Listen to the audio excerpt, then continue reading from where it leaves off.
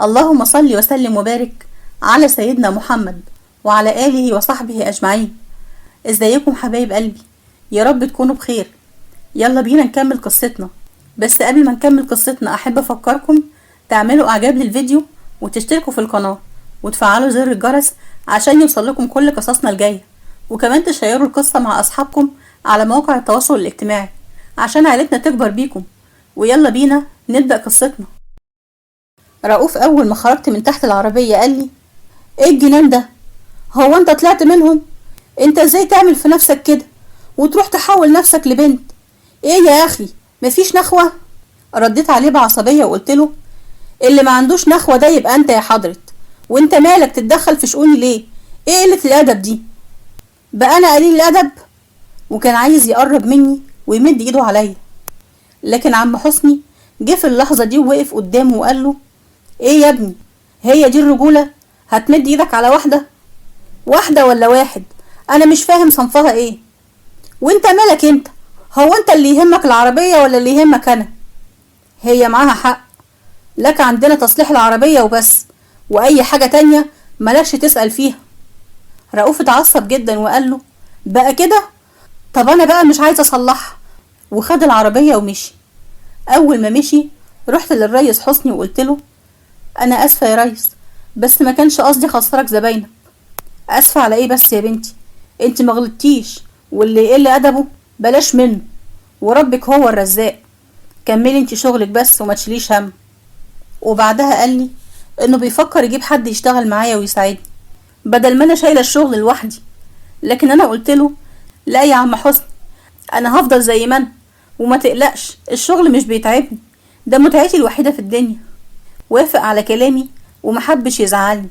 وبعدها رجعت وكملت شغلي، وخلص اليوم على كده.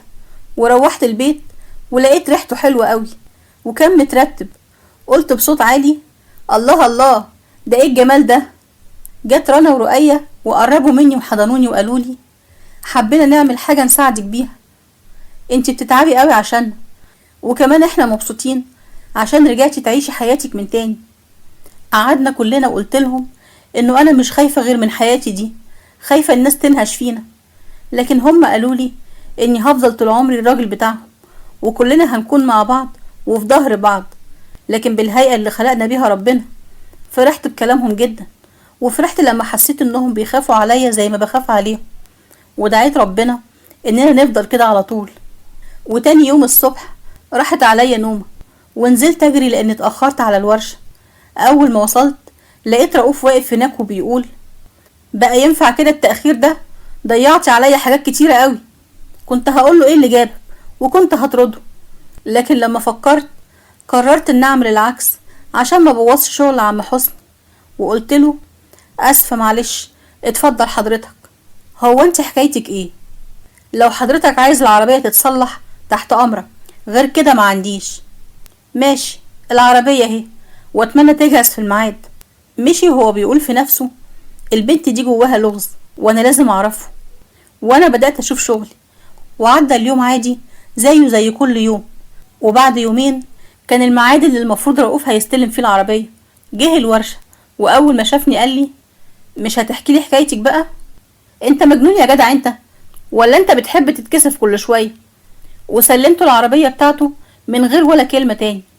لكن الموقف ده فضل يتكرر كتير قوي، بقى كل يوم والتاني يجي وعايز يعرف حكايتي ويعرف انا ورايا ايه، وانا مش راضية اقوله حاجة. وعدى شهرين على الوضع ده، اتحملت فيهم مضايقات كتير قوي من الناس، كلهم عايزين يعرفوا اللي بيحصل.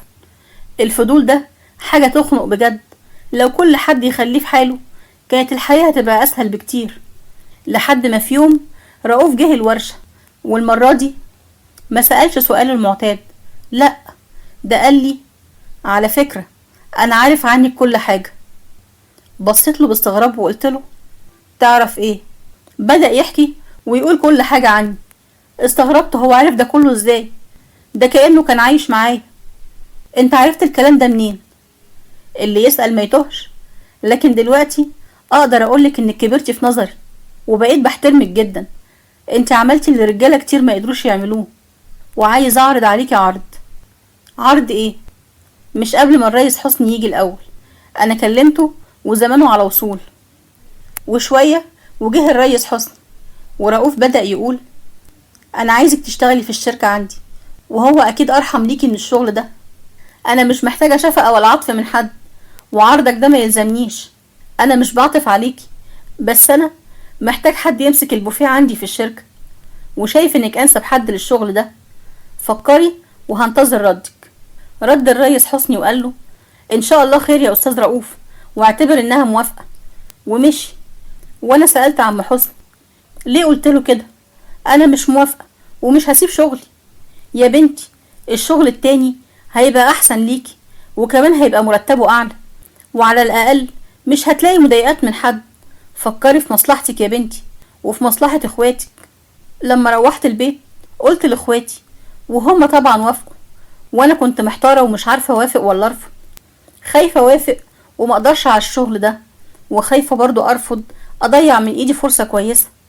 ووسط حيرتي دي افتكرت فجأة ابويا لما كان بيبقى محتار في حاجة كان يروح يصلي، وكان يقولي انا بستخير ربنا يا بنتي عشان يدلني على الطريق.